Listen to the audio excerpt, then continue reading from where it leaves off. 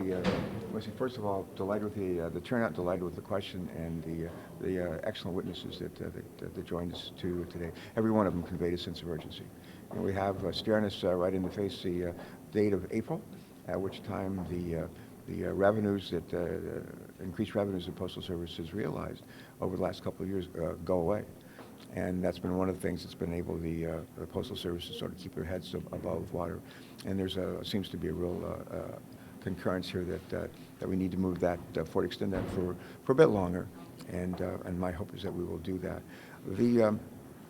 There are about 3 or 4 really big issues that need to be resolved. There's a lot of smaller issues, but about 3 or 4 big ones. And I think there's a fair amount of concurrence that the Postal Service, which pays more money into Medicare for the Postal Service and for their employees than all but one other employer in the country, yet their retirees, once they reach the age of 65, don't fully participate in it. They don't realize the full benefit of making all those payments. That's just not fair. That's not right. We need to address that, and I think that we can. So there's I think there's a fair amount of consensus around the issues with the Postal Service, the folks who represent them, the unions who represent their employees, a broad range of their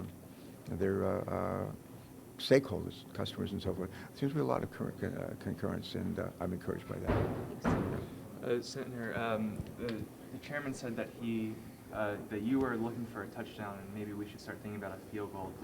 What did you make of those comments? Do you think that maybe he wants a smaller scope? Yeah. Well, in Delaware, I went to University of Delaware, fighting blue hen, and before that, Ohio State as an undergrad. So in the Navy in between. But I come from a couple of schools that we play a lot of football. We love football, and I think football analogy is good. I use them a lot. But at Ohio State or University of Delaware, we'd never kick a field goal on the first or second or third down, and we might, in some cases, kick it on the 4th down and hopefully make it. But it's not 4th down and goal to go. It's probably 1st or 2nd down. And at some point in time, we may have to kick the field goal. Right now, I want us to get a touchdown, and not just for Congress, but for 3 folks: the Postal Service, the employees, their customers, and our taxpayers. We need a touchdown for them. And if in the end we have to settle for a field goal, we will. But I certainly wouldn't start there now. We got a couple of downs left. Let's use them. How's that for a football analogy, huh? You got a lot in there at once. That was good. There was some talk at the hearing about how other countries have privatized their systems. Mm-hmm. Is there any support for that? Would you even consider that at this stage? It's not part of our recommendation. It's not the model I think that we want to pursue. There's a couple of smaller countries. I think Singapore was one that was mentioned where they've done that. And I think it makes sense to look around the world and see what the rest of the world is doing, what we can learn from them. But there's some countries where the Postal Service owns banks, or they own insurance companies, and we're not going to do that. We're not inclined to do that. So there's some things that the Postal Service can do with their delivery network. The key question for us is, how do you take a 240-year-old delivery network that goes to every mailbox in the country for 5-6 days a week? How do you take that a system and actually make money of it, and enable the Postal Service to make money out of it? And we think we can. In fact, we heard a bunch of good ideas here today.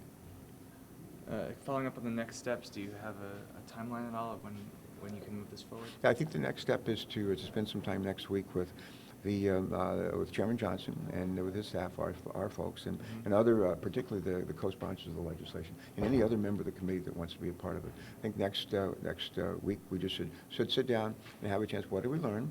Where is there concurrence? And what are some of the questions that need still to be addressed? One of the things we've been asking the Postal Service for some time is something that we got routinely over a year ago from the Postal Service, and that is 10-year financials. 10-year financials that show a forecast. What do they expect revenues to be?